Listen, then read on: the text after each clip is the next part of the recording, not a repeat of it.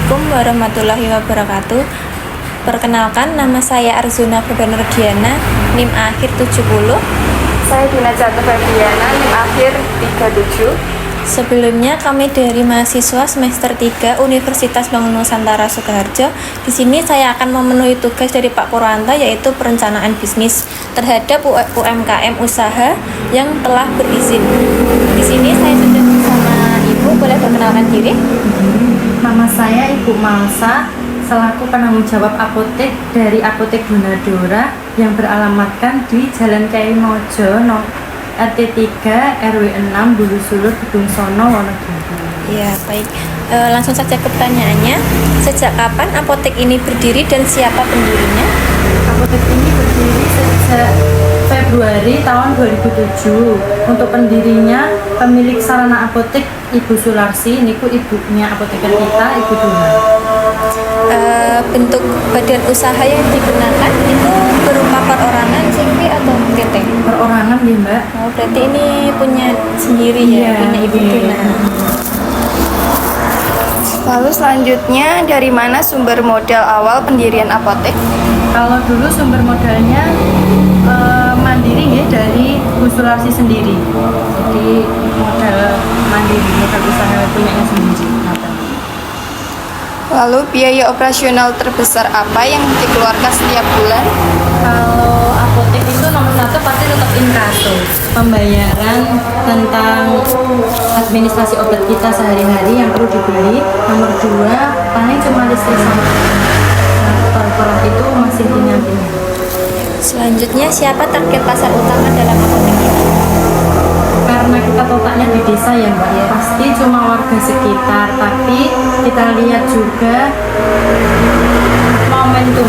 Kalau lebaran pasti nanti pemudik datang, kita juga harus siap menyiapkan obat-obat lain yang kiranya peminatnya itu dari pemudik, kayak kesiapan dalam menerima tamu seperti tolak angin, antangin. Selain itu cuman obat mabuk perjalanan. Selanjutnya, produk apa saja sih yang dijual di apotek ini? Kalau apotek ini karena tidak menerima resep ya Mbak, jadi cuma obat bebas terbatas, alat kesehatan, terus kongsi-kongsinya ini dari minyak angin sama herba. Selain itu kayak susu etawa, susu rempah itu kongsi nasi juga. Kadang juga dari Bu Sularsi sendiri yang ngasih. Berapa jumlah karyawan yang bekerja di apotek ini dan apa saja tugasnya dan bagaimana sistem kerjanya? Kalau apotek Donadora itu punya karyawan tiga shift, masing-masing 7 jam kerja. Kalau tentang pembagian tugasnya semuanya sama rata, yang beda cuma di apotekernya aja. Cuman tentang barang datang, terus memberi harga, sama untuk ngorderin apa aja itu karyawan semuanya bisa.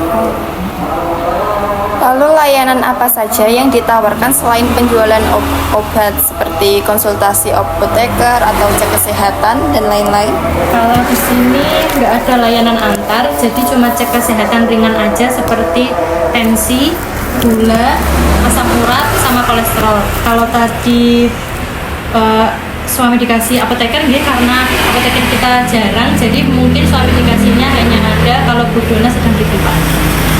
Selanjutnya, produk apa sih yang paling laku dan kenapa bisa paling laku di sini? Ini apotek yang tidak menerima resep paling ya cuman obat yang dikonsumsi harus setiap hari, seperti obat gula, metformin, glimepiride, glibenclamid, semua di sini cocok. Selain itu obat tensi tinggi, amlodipin sama kaptopril, lainnya kayak vitamin sama herbal niki Mbak, karena judulin ku cocokan. Nek di desa tetep yang dicari cocokan. Sing cocokan niku kita berani nyuplai banyak. Kita punya stok banyak nih, nek ya enggak banyak diminati, kita stoknya cuma dikit, jadi gampang karena sudah apotek lama gitu. Jadi lebih mudah ngapali keinginan pembeli, keinginan masyarakatnya. Bagaimana sistem pengolahan stok obat agar tidak terjadi kekosongan atau kadaluarsa? Kalau menghindarinya, kita setiap pagi harus stok harian. Kalau 6 bulan sekali niku stok opnam per 6 bulan sekali, seperti obat masuk sama obat keluar. Dan yang per harian itu sehari yang dijual kemarin disestokkan hari ini. Lalu apa keunggulan apotek ini dibanding dengan apotek yang lain? Kalau keunggulan dari apotek lain, kita berani memberi medikasi yang lebih lengkap, berani memberi pelayanan yang lebih baik. Juga karena kita sudah apotek lama nggih, jadi stok obat yang kita punya harusnya sudah selengkap yang biasanya diminta. Cuman nek tentang pengadaan obat, nek belum ada yang cari, belum banyak yang minat, di sini belum ada stok lain. Cuman dibandingkan dengan apotek lain, medikasi dan cek kesehatan kita lebih lengkap, insya Allah. Lalu izin apa saja yang harus dimiliki untuk mendirikan dan menjalankan apotek?